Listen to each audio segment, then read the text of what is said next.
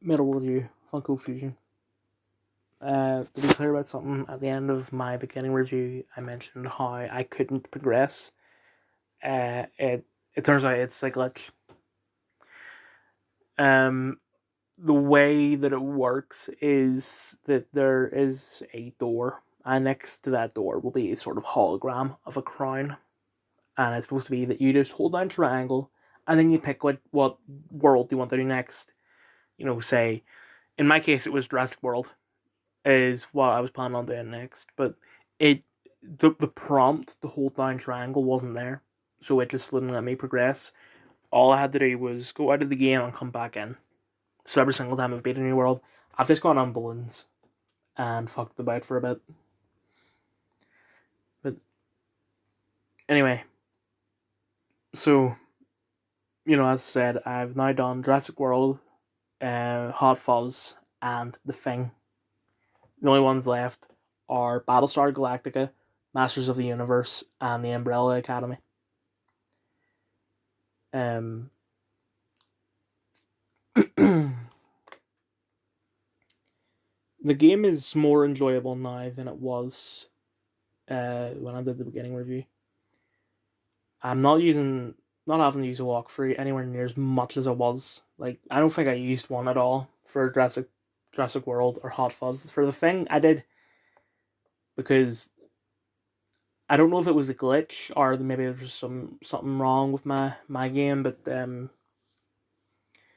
for I think it was the second last level in The Thing, I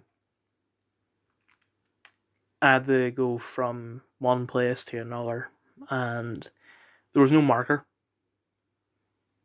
So I wanted to look up where I was going, and also I'll admit I was quite scared. Like, the game is, despite the fact that it's a 12, it is a lot more violent and a lot more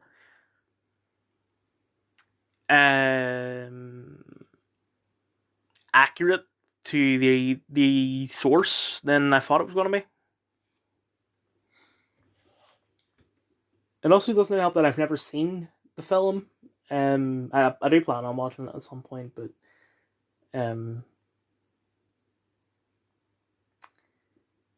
just playing through the thing was a bit of a struggle, but I got through it eventually. So overall, I would still give the game a bad rating. I don't know what exactly I would give it, but it's better than I initially said it was. Anyway, Transformers: Age of Extinction. Next ratings, directed by Michael Bay. I watched it on Amazon. Mark Wahlberg, Stanley Tucci, Kelsey Grammer, T.J. Miller, John DiMaggio, John Goodman, Peter Cullen, Tom Lennon, Frank Welker.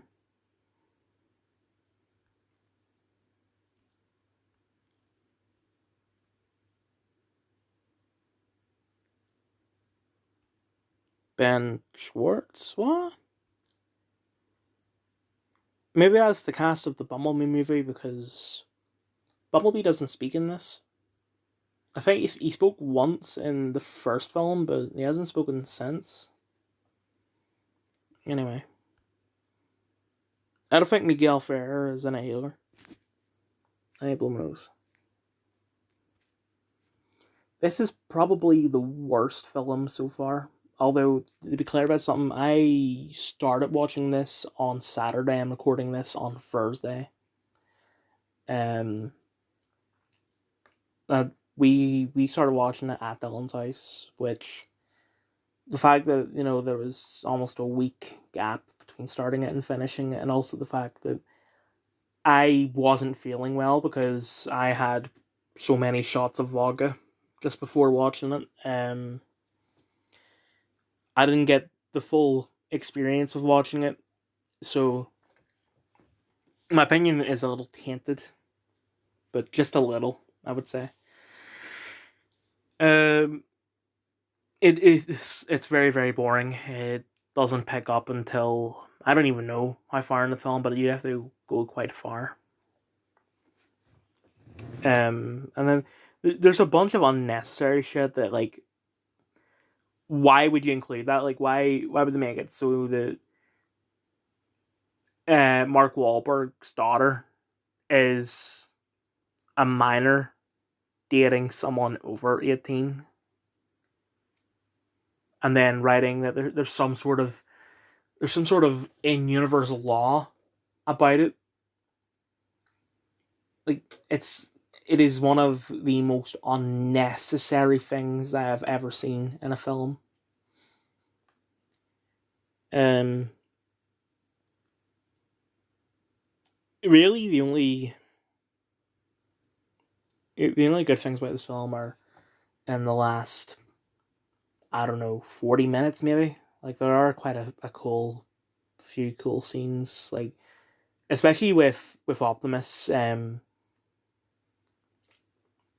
He was fighting that like dinosaur type Autobot, or whatever they are, and then he starts riding it like it's a fucking horse, and he has a sword as well. Like that is cool. That is the equivalent of at the end of Arkham City, where Batman has a sword, and they don't like it's done quite well. It's not just, let's take this really cool character and give him a gun or a sword or whatever. It is done well.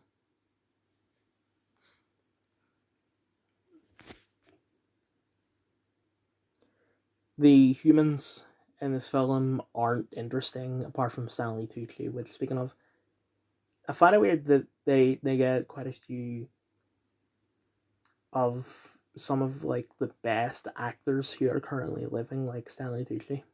And I think there are a couple other people in the past couple films. Like, I'm not saying that these people do exclusively grounded dramas. Like Stanley Tucci's done Easy A and stuff like that. But it's just, I would have thought that someone like him would have had more standards when it comes to a script. Because this is silly, to be honest. But he was quite funny in it. Other than that, I don't care at all for Mark Wahlberg or his family. And I don't think that there's anything they can do in the last night to make me care about him. Like, I didn't care about Sam in the first film, but then I did in the second and third films. But they did, especially the second one, they did some stuff that they wouldn't do again, because people would notice like how repetitive it is. Like for the second film, I don't remember exactly what it was, but he got like a bunch of knowledge on something, and that made him really interesting. And then it continued on a bit into Transformers 3, but for this, I doubt that they'll do something on that level again.